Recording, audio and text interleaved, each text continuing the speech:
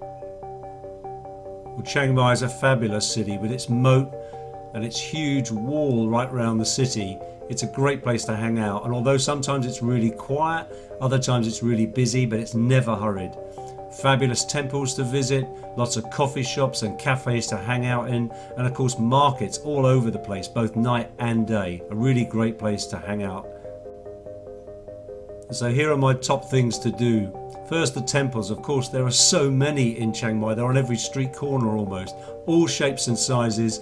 Wonderful golden Buddhas, great places to just spend a few hours and just chill out. What about getting about? Well, my personal favourite is if you can ride a scooter, rent one, because this gives you access to everything in the city has to offer. The lanes are easy to negotiate. It means you can get out of town, and then you can really begin to experience what Thailand is like outside the cities. Fabulous countryside, fabulous villages to visit. And if you can't do that, then just rent a bike. Makes life really easy. Cocktails. Head down to the Anantara just on the edge of town. Fabulous 5-star hotel, but here between 5:30 and 7:30 the cocktail hour is only $4 for every cocktail. Why wouldn't you? And then of course there's the famous Sunday night market, an absolutely sprawling, heaving market containing everything that you could possibly want. But here I really like the handmade crafts. You can see people actually making them, and instead of buying something made in a factory, you can actually buy something made by a real craftsman right there in front of you. And then when you're ready, you just head into one of the many temples along the route, and here they specialize in just the night food. Fabulous place, but remember, no alcohol in here. You can only drink soft drinks along with your food. And while we're on the subject of food, of course Thailand is a fabulous place for food. All sorts for every type of taste that you want. There are cafes literally on every street corner in Chiang Mai, so there's no shortage. But here are some of my personal favourites that I really like. Bubbles is right close to the centre of town. Fabulous vegetarian food. And then down one of the lanes you'll find Le Roos. This is a family-run restaurant.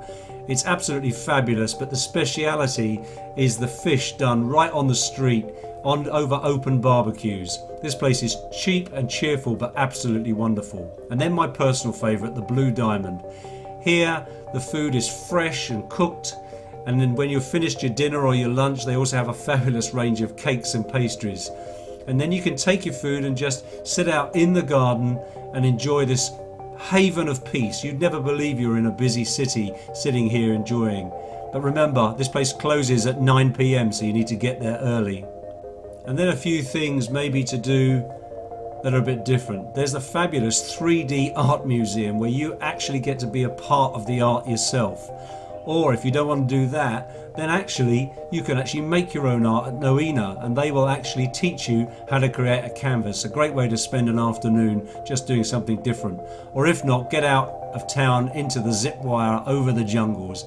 Enjoy the amazing scenery, or just fly across the countryside on these amazing zip wires. One of my personal favourites is the area called Lanna. This is an amazing street full of really old buildings, lots of little shops, coffee shops and shops selling curios and clothes. An amazing place. And here also sits one of my favourite cafes, the Woo. A great place where you can just chill out, either out in the garden on comfortable sofas or indoor in the air conditioning, in amongst this amazing array of flowers and plants. A really fabulous place to spend a few hours just chilling. And of course no mention of Chiang Mai would be complete without talk about the street food. Sometimes there are entire markets of stalls containing all kinds of stuff, from traditional kind of spring rolls to things I don't even know the name of or what they are. The fact is that most of this stuff is very, very cheap and very, very tasty. And the people in the markets are really, really friendly and welcoming. So don't be afraid if it's your first time in Asia. Just delve in and just try some of the food. It's fabulous and it's a great experience.